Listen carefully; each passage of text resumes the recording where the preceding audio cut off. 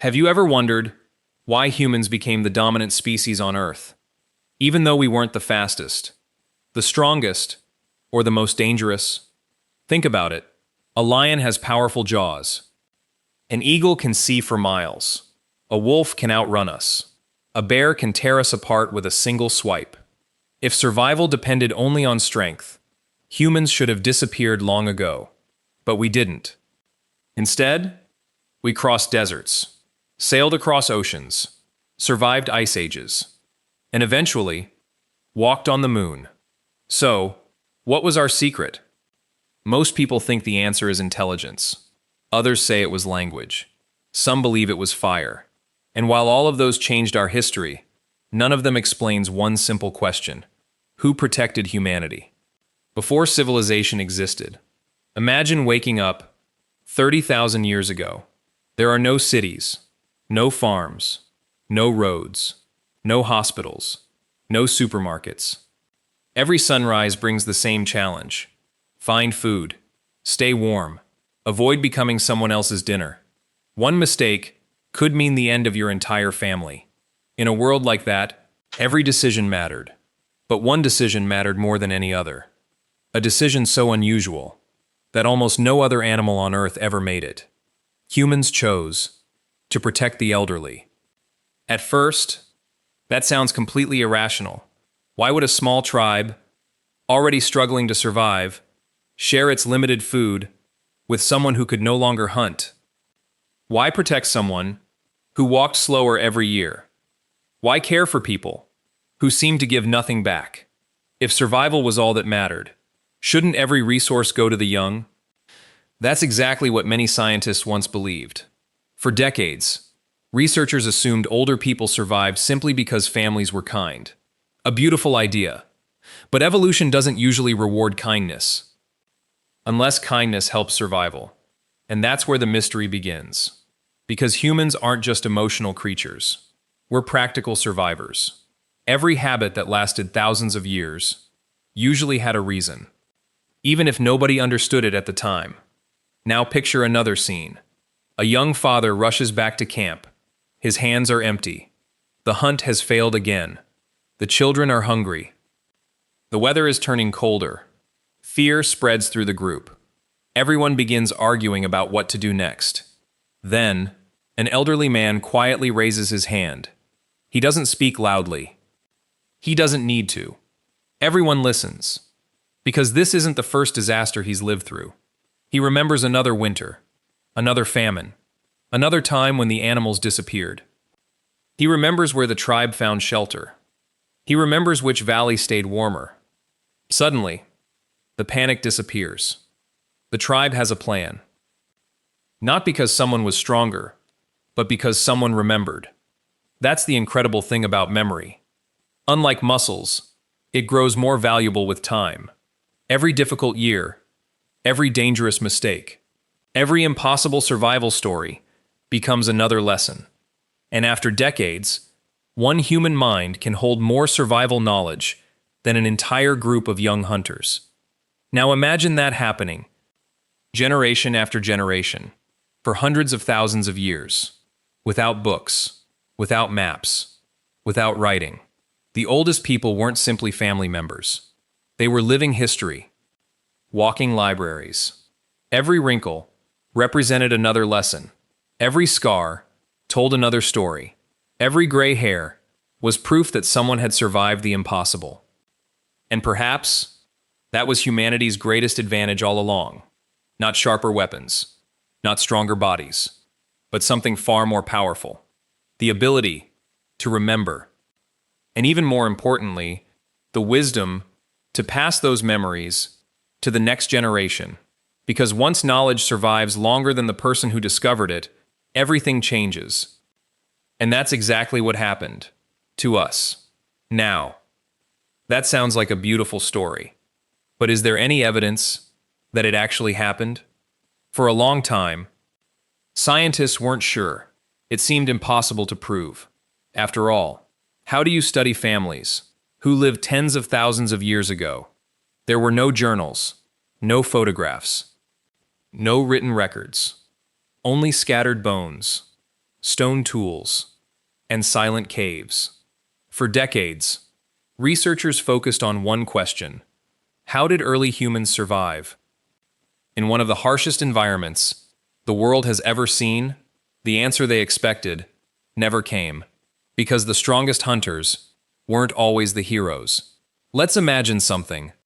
You're living in the Ice Age. You leave camp before sunrise. You follow fresh tracks for hours. Your legs ache. The freezing wind cuts through your clothes. Finally, you find a massive animal. This could feed your family for days. You prepare your spear. You attack. The animal escapes. Hours later, you return home, cold, exhausted, and carrying absolutely nothing. That wasn't unusual. In fact, many successful hunters failed, more often than they succeeded. Big game was unpredictable. Some days, nature simply refused to cooperate. So here's the real question. If hunting failed so often, who kept families alive between successful hunts? That answer surprised scientists. It wasn't always the hunters. It wasn't always the strongest adults. Very often, it was the older women. They weren't chasing giant animals. They weren't fighting predators. Instead, they were doing something much less dramatic and much more reliable. Every morning, they walked through forests, grasslands, and riverbanks, searching carefully, looking for edible roots, wild fruits, nuts, seeds, medicinal plants, foods most people never noticed. To an untrained eye, the land looked empty, but to someone with 50 years of experience, it was full of opportunity. They knew exactly where to dig. They knew which plants appeared after heavy rain. They knew which berries became poisonous late in the season. They knew which tree roots stored water during droughts. Knowledge like that couldn't be learned in a week or even a year. It took decades. Every season added another lesson. Every mistake added another warning. By the time someone became a grandparent, they carried thousands of tiny pieces of information. Information that often meant the difference between eating or starving. This completely changed the way scientists viewed prehistoric families. Maybe survival wasn't built around strength alone. Maybe it was built around experience. Then researchers discovered something else, something even more fascinating. When older relatives gathered reliable food, young parents gained something priceless: time. A mother no longer had to spend every waking hour searching for food. She could stay closer to her children, protect them, feed them, teach them. That simple support allowed more children to survive, and over countless generations, small advantages created enormous changes. Human populations slowly grew. Families became stronger. Communities became more stable. Not because life became easier, but because people stopped surviving alone. Think about that. The greatest breakthrough in human history may not have been an invention at all. It may have been cooperation. One generation helping another, without expecting anything in return. And once that happened, human history began moving in a completely different direction. Because food was only the beginning. The greatest treasure older people carried couldn't be gathered from the ground. It couldn't be hunted. It couldn't be built. It lived inside the human mind. And that invisible treasure would eventually change the future of our entire species. Now, imagine a world where writing has never been invented. No paper, no books, no maps, no libraries, no computers, no internet. If you wanted to know something, there was only one place to find it: another human mind. That changes everything. Today, if you forget a recipe, you search for it. If you don't know the answer, you ask your phone. But 30,000 years ago, there was no second chance. If the only person who knew something died before sharing it, that knowledge disappeared forever. Imagine an old woman who knows where fresh water appears during the worst drought.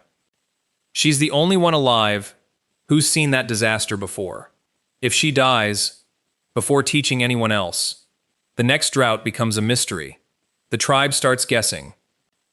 Guessing often leads to tragedy.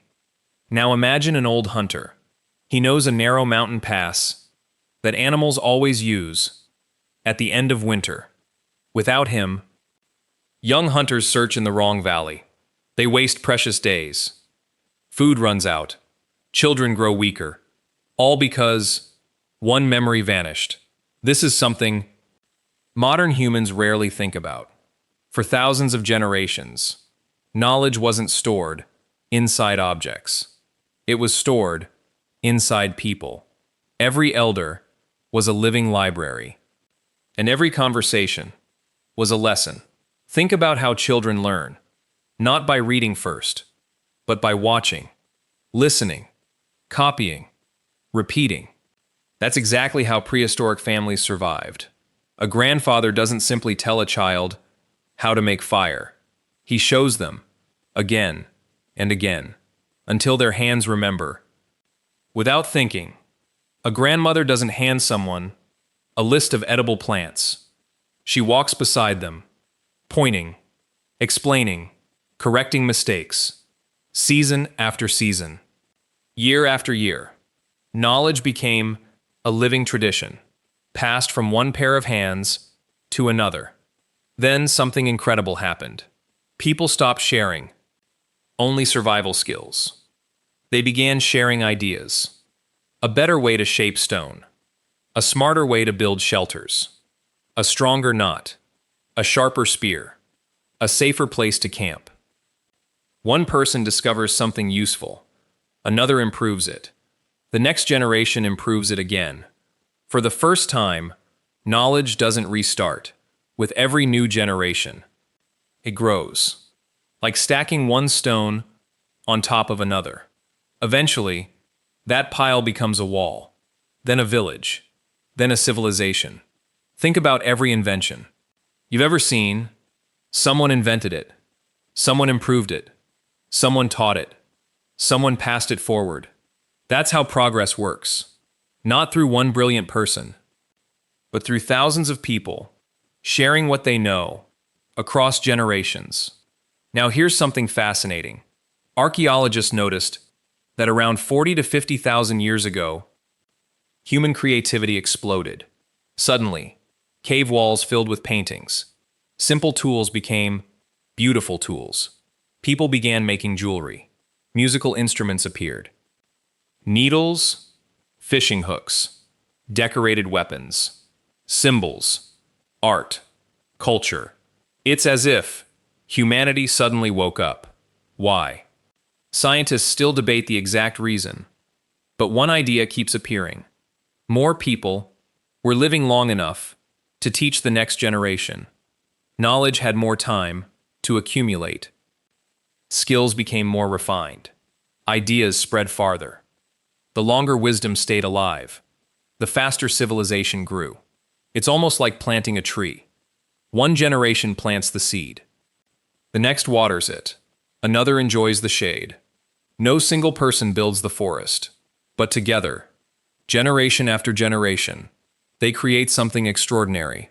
And maybe that's the greatest human superpower of all. Not intelligence alone, but shared intelligence. The ability to learn from people who lived before us. Because once knowledge survives, longer than a single lifetime, history stops repeating itself, and humanity begins moving forward. Now, let's talk about the most helpless creature nature has ever produced. A human baby. Think about it. A newborn deer can stand within an hour. A baby horse can run before the sun sets. Even many birds leave the nest within weeks. But a human baby? It can't walk. It can't hunt. It can't protect itself. It can't even feed itself. For years, it depends completely on other people. From a survival standpoint, that sounds like a terrible design. So why would evolution allow such weakness? The answer is hiding inside your head. the human brain. It's the most powerful tool our species has ever possessed. It allows us to imagine, to plan, to invent, to solve problems that no other animal can. But there's a price. A brain that powerful takes a very long time to develop. Years, not weeks. That's why childhood lasts so much longer for humans than almost any other animal. A human child needs protection for nearly a decade, sometimes even longer. Now imagine living 30,000 years ago. There's no daycare, no schools, no hospitals. Every day, someone has to find food, build shelter, gather firewood, watch for predators, protect the children. One mother couldn't possibly do everything alone. She needed help. And that's where everything changed. Imagine a young mother holding a newborn baby. She can't travel far. She can't hunt. She barely has enough time to rest. Then, an older woman steps in. She gathers food. She watches the older children. She prepares the fire. She teaches simple survival skills. She gives the mother something priceless: time. That extra time keeps the baby alive. The older children stay healthy. The family grows stronger. Generation after generation, that pattern repeats itself. Slowly, almost invisibly, human society begins to change. Children don't just survive. They learn. They ask questions. They experiment. They become curious. Because someone gave them the chance. Now imagine thousands of families doing the same thing across thousands of years. Small advantages become enormous. The result? Larger communities, better communication, more complex ideas. Eventually, the first villages appear, then agriculture, then cities, then writing, then science, then everything you see around you today. But here's something most people never realize. Human civilization wasn't built in a single generation. It was built one lesson at a time. A grandfather teaches his son how to track animals. That son improves the technique. His daughter teaches it to her children. Those children discover something better. Knowledge keeps growing, like a snowball, rolling downhill. Each generation adds something new. Without realizing it, they're building the future. Now let's clear up one of history's biggest myths. You've probably heard that prehistoric humans only lived to around 30 years old. It sounds convincing, but it's misleading. Here's why. Average lifespan is not the same thing as maximum lifespan. In prehistoric times, many babies died before reaching adulthood. Disease, accidents, harsh weather, predators. Those tragic deaths pulled the average age way down. But adults who survived childhood often lived much longer. Some reached 60. Some even reached 70. Archaeologists have discovered ancient skeletons with worn teeth, healed broken bones, severe arthritis, signs of old age. Those people survived for decades. Even more surprising, many of them couldn't have survived alone. Someone brought them food. Someone protected them. Someone cared for them. Think about what that means. Thousands of years before governments, before hospitals, before modern medicine, humans were already taking care of the elderly. Not because it was easy, but because it made the entire group stronger. Compassion wasn't a weakness. It was an advantage. Helping someone survive often meant protecting the knowledge that could save everyone else. Maybe that's why humans became different. Other animals survived by competing. Humans survived by cooperating. And perhaps our greatest evolutionary advantage was never strength. It was our willingness to grow stronger together. Now, let's return to the present. For hundreds of thousands of years, if you needed answers, you turned to the oldest person in the group. Today, we turn to a screen. Need directions? Open an app. Need a recipe? Search online. Need an answer? Ask artificial intelligence. We've created the greatest collection of information in human history. But here's the question. Have we confused information with wisdom? Because they're not the same thing. Information gives you facts. Wisdom gives you judgment. Information tells you how something works. Wisdom tells you when to use it. And wisdom almost always comes from experience. That's something no search engine can truly replace. Think about your own family. Maybe your grandfather has told the same story 100 times. Maybe your grandmother repeats the same advice every time you visit. When we're young, those stories can feel ordinary, sometimes even repetitive. But one day, you hear them differently, not as stories, but as lessons, lessons that were earned. Through decades of living, every mistake, every success, every heartbreak, every impossible decision, those experiences become something no textbook can teach. And maybe that's why every culture on Earth respects its elders. The traditions may look different, the languages may change, the clothing, the food, the customs. But one idea appears again and again. The people who have lived the longest have something worth sharing, not because they're perfect, but because they've already walked roads the rest of us haven't reached yet. Now imagine, for just a moment, that every grandparent who ever lived is standing behind you. Not just your own grandparents, but every generation before them. Thousands of people, stretching back across centuries, across ice ages, across deserts, across oceans. Each one survived. Long enough to pass something forward. Sometimes it was a skill, sometimes a warning, sometimes a story, sometimes nothing more than hope. One generation carried that knowledge until the next generation was ready. Then they passed it on, like runners, in the longest relay race the world has ever known. And today, you're holding that baton. Think about how incredible that really is. Every language you speak, someone taught it. Every tool you use, someone invented it. Every scientific discovery began with someone asking a question. Every freedom you enjoy was built by people who lived before you. None of us starts from zero. We all begin, standing on foundations. We didn't build ourselves. That's the real story of humanity. Not one genius changing the world overnight, but millions of ordinary people sharing what they learned across countless generations. And maybe that's why humans succeeded, where so many other species disappeared.